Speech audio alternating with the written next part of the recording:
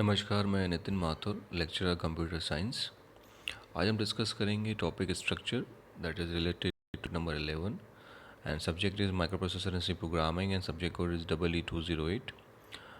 इस टॉपिक के अंदर डिस्कस करेंगे कि किस तरह से आप डिफरेंट टाइप के डेटा को आप एक ही जगह स्टोर कर सकते हैं। अभी तो हमने देखा था वेरिएबल और एरे के अंदर हम लोग जो डेटा स्टोर कर रहे थे वो डेटा जो टाइप था वो सेम था, बट सी हमें एक देता है फैसिलिटी जिसके अंदर हम डेटा जो डिफरेंट टाइप के डेटा हैं उनको हम एक ही जगह स्टोर कर सकते हैं। तो चलिए आगे बढ़ते हैं, डिस्कस करते हैं इसको। तो सबसे पहले देखिए इस स्ट्रक्चर की ज़रूरत क्यों है। क्यों सी लैंग्वेज ने हमें ये डेटा स्ट्रक्चर प्रोवाइड करवाया है, देखते हैं। In a variable user can store one value at a single time of a same time. एक वेरिएबल के अंदर आप जब एक वैल्यू स्टोर करते हैं तो वो वैल्यू का जो टाइप है वो सेम रहता है और एक बार में आप एक ही वैल्यू स्टोर कर पाते हैं।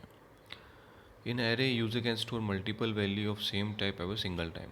एरे के अंदर आप वैल्यू स्टोर कर सकते हैं और वैल्यू जो है वो मल्टीपल वैल्यूज़ होती हैं, यानी एक साथ कई सारी वैल्यू को आप स्टोर कर सकते हैं, बट डेटा टाइप जो उनका है वो सेम रहता है। दैट मीन्स अगर आपने कैरेक्टर का एरे बनाया तो वो जो एरे है वो कैरेक्टर का रहेगा, यानी उसमें जो सारे रहेंगे वो कैरेक्टर रहेंगे।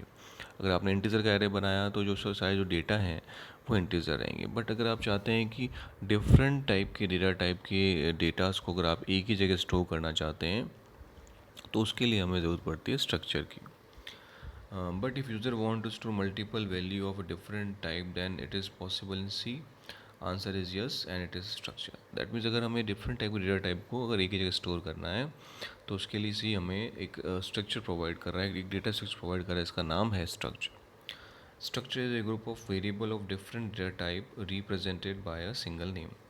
तो स्ट्रक्चर जो है वो डिफरेंट डेटा टाइप का एक ग्रुप है और जिसको एक सिंगल नेम से हम लोग क्या कर सकते हैं, डिफाइन कर सकते हैं, डिक्लेयर कर सकते हैं, उनको सिंगल नेम से बुला सकते हैं। अब देखते हैं व्हाट इज स्ट्रक्चर। स्ट्रक्चर क्या है। Let's take an example to understand the need of structure of in C programming. Let's say we need to store the data of student. हमें एक स्टूडेंट के डेटा को हमें क्या करना है, स्टोर करना है। Like student name, age, address, ID. तो आप देख रहे हैं यहाँ स्टूडेंट नेम जो है या स्टूडेंट एड्रेस जो है या स्टूडेंट एज है, स्टूडेंट आईडी है, इन सब का डेटा टाइप अलग अलग है। नेम एड्रेस जो है वो कैरेक्टर होंगे, एज है वो न्यूमेरिक होगी, इंटीजर होगी, आईडी होगी वो इंटीजर होगी, राइट। तो इस तरह से जो डेटा स्ट्रक्चर है हर डेटा का वो क्या है, अलग अलग है। One way to doing this would be creating a different variable for each attribute. However, when you need to store the data of multiple students, then in that case, या तो हम क्या करें, हर डेटा को स्टोर करने के लिए अलग अलग वेरिएबल को डिक्लेयर करें और उसे हैंडल करें। You would be need to create these several variable again for ये स्टूडेंट। ये चीज़ हमें हर स्टूडेंट के लिए करनी पड़ेगी। This is such a big headache to store data in this way. We can solve this problem easily by structure. तो अब इतने सारे स्टूडेंट के लिए हर एक वेरिएबल को डिक्लेयर करना, डिफाइन करना, उसे हैंडल करना एक अपने आप में टेडियस टास्क है। उस कंडीशन में ये चीज़ पॉसिबल नहीं है, बहुत ज़्यादा प्रॉब्लम हो जाएगी प्रोग्रामर को, वो हैंडल इतने सारे वेरिएबल को एक साथ हैंडल करेगा। तो उस कंडीशन में जो सबसे जो एफिशिएंट वे है जैसे हम इस चीज़ को हैंडल कर सकते हैं, दैट इज़ अ स्ट्रक्चर। अब स्ट्रक्चर क्या है। Structure is user defined data type in the C language which allow us to continue combine data of different types together. तो स्ट्रक्चर जो है, पहली बात तो वो यूज़र डिफाइंड डेटा टाइप है। यूज़र डिफाइन का मतलब है यूज़र अपने नीड के अकॉर्डिंग उसे क्या कर सकता है, डिफाइन कर सकता है, उसे क्या ज़रूरत है, किस तरह के डेटा उसको स्टोर करना है, उस कंडीशन में वो उसको डिफाइन और डिक्लेयर कर सकता है। To combine data of multiple combine of different type of together. Different type के डेटा टाइप को एक साथ वो क्या कर सकता है, स्टोर कर सकता है। Structure help to construct complex data structure which is more meaningful. तो स्ट्रक्चर जो है वो कॉम्प्लेक्स डेटा स्ट्रक्चर को हैंडल कर सकता है, जो कि काफ़ी मीनिंगफुल रहता है। बिकॉज सबसे बड़ी समस्या प्रॉब्लम ये आती है कि इतने सारे डिफरेंट डेटा टाइप को एक साथ आप एक जगह कैसे स्टोर करोगे आप।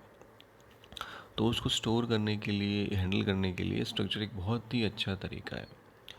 A structure create data type that can be used to group item to possible different types in a single type। तो स्ट्रक्चर जो है वो डिफरेंट टाइप की डेटा टाइप को एक ग्रुप में कर देता है, जिसको हम एक सिंगल डेटा टाइप की तरह हैंडल करते हैं। It is somewhat similar to an array but array hold data of similar data type. ये कहीं ना कहीं एरे की तरह ही है, बट एरे में जो डेटा होते हैं उनका टाइप जो है वो सेम रहता है। स्ट्रक्चर में जो टाइप है वो क्या रहता है, डिफरेंट रहता है।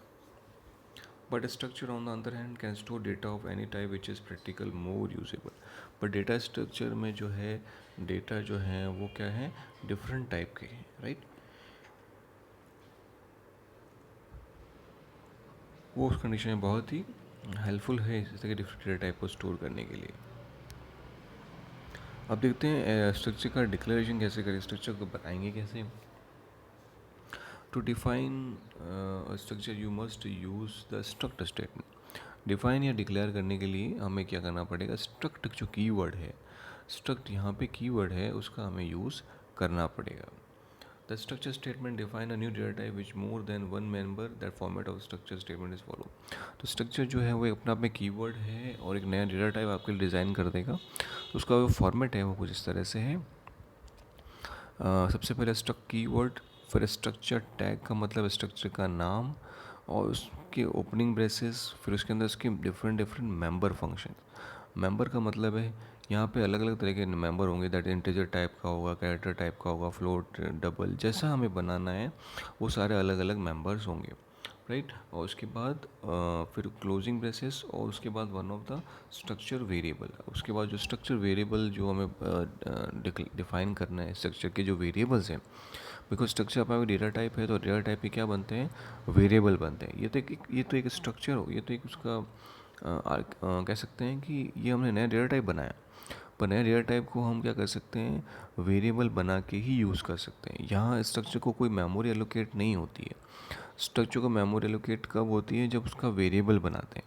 लेकिन उसी तरह से जैसे अगर सिंपली इंट लिखता हूँ या कैर लिखता हूँ तो उससे मेमोरी नहीं मिलती, मेमोरी मिलती है उसके साथ वेरिएबल की नाम लिखने से। यानी मैंने इंट ए लिखा तो वेरिएबल जो मिलेगी वो सॉरी जो मेमोरी मिलेगी वो वेरिएबल को मिलेगी, ना कि उस डेटा टाइप को मिलेगी। तो स्ट्रक्चर जो है वो एक डेटा टाइप है और डेटा टाइप को कभी मेमोरी एलोकेट नहीं होता, एलोकेट होती है वेरिएबल को। अब उसको डिफाइन करना है। तो the structure tag is structure name and each member definition is a normal variable definition such as int i और फ्लोट आई। अब यहाँ स्ट्रक्चर का स्टेटमेंट आ गया, फिर स्ट्रक्चर का टैग आ जाएगा, यानी स्ट्रक्चर का जो नेम है वो आपको देना पड़ेगा। उसके अंदर जो आपके जो मेंबर बनाओगे आप, सिंपल वेरिएबल होंगे, इंट आई, फ्लोट, कैरेक्टर, एक एरे बनाना है तो कैरेक्टर ARR10, इस तरह से। तो अभी तो हम जो प्रिमिटिव डेटा टाइप या जो डिराइव डेटा टाइप जो अभी तो हम सीखते आए हैं वो सब अपन यहाँ पे लिख सकते हैं। लेकिन ये इन सबको एक साथ जब ग्रुप में लिखेंगे तो वो अपना आप तरह स्ट्रक्चर की तरह काम करेगा। At the end, the structure definition before the final semicolon, you can specify one or more structure variable, but it is optional। Semicolon से पहले आपको वेरिएबल अगर आपको लिखना है तो आप वेरिएबल लिख सकते हैं, राइट। तो वेरिएबल यहाँ पे लिख सकते हैं, वेरिएबल का जो नेम है या अगर आपको बनाना है तो वेरिएबल डिक्लेयर आप यहाँ पे कर सकते हैं। तो यहाँ पे देखिए मैंने एक स्ट्रक्चर बनाया बुक्स का। बुक्स का स्ट्रक्चर है, उसमें क्या क्या मेंबर हैं, उसके character title, then character author, character subject and int book ID. तो यार आप देखें यहाँ पे टाइटल जो है एरे है कैरेक्टर का, ऑथर वो भी एरे है, देन सब्जेक्ट 100 है और इंट बुक आईडी है, राइट। तो यहाँ जो सबको अलग अलग अपनी अपनी इंडिविजुअल मेमोरी मिलेगी, यानी टाइटल के लिए मिलेंगे 50 बाइट्स, फिर ऑथर के लिए मिलेंगे 50 बाइट्स, फिर सब्जेक्ट के लिए मिलेंगे 100 बाइट्स और फिर बुक के लिए मिलेंगे 2 बाइट। तो एक स्ट्रक्चर को मेमोरी एलोकेट नहीं होती, ये जो सबको अलग अलग मेमोरी एलोकेट होगी, लेकिन कब, जब उसका मैं वेरिएबल बनाऊंगा और वेरिएबल का नाम है बुक। तो बुक जब मैं वेरिएबल बनाऊंगा उस बुक में वेरिएबल के अंदर 4 उसके मेंबर होंगे। कौन सा, टाइटल, ऑथर, सब्जेक्ट और book ID, right. Then declaration of structure variable, structure की वेरिएबल को आप दो तरह से डिक्लेयर कर सकते हैं।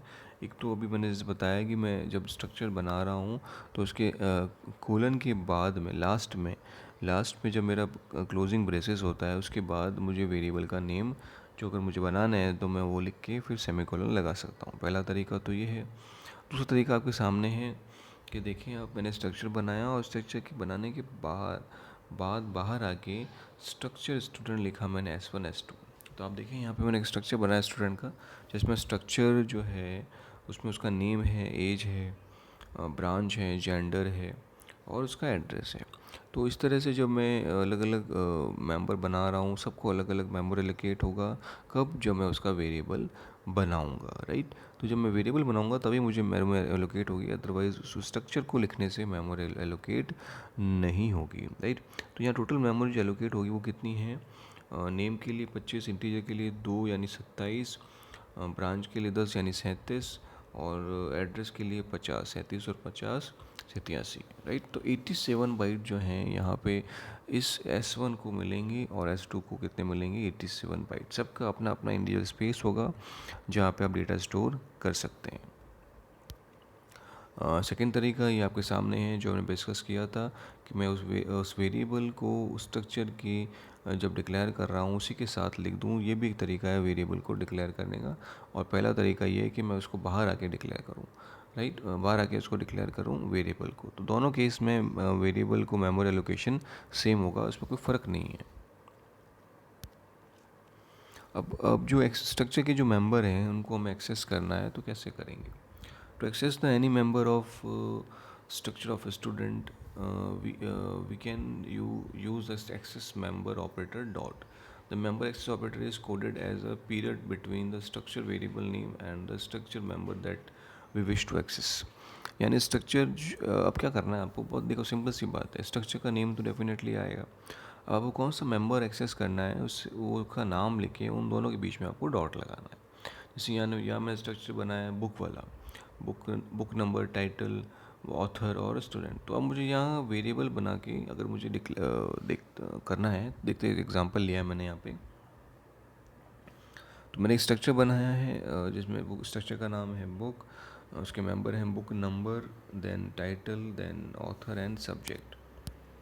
अब मुझे एक्सेस करना है तो देखिए मैंने क्या किया है, एक दो वेरिएबल बनाए, struct book book one, struct book book two, right. दो वेरिएबल बनाए मैंने।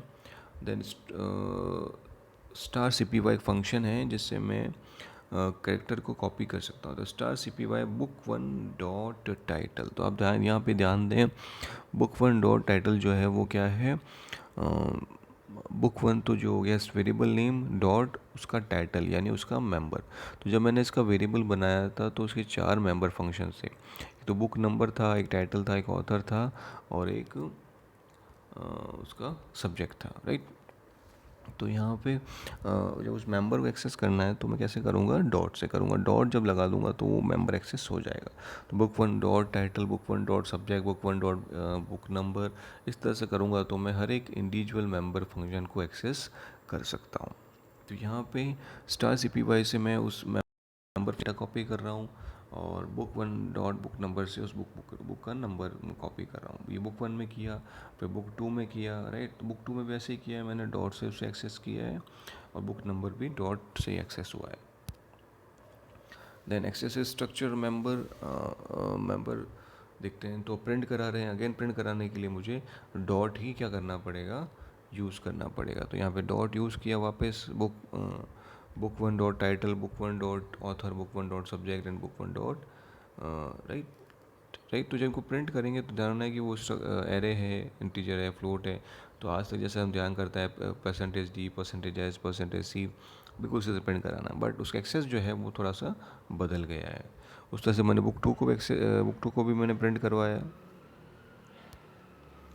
राइट। इस तरह से आपके सामने डेटा आपकी प्रिंट होगा, book one dot title, book one dot book one author, book subject, and इस तरह से आप उस किसी भी स्ट्रक्चर के मेंबर को एक्सेस कर सकते हैं। Thanks for patience listening. धन्यवाद।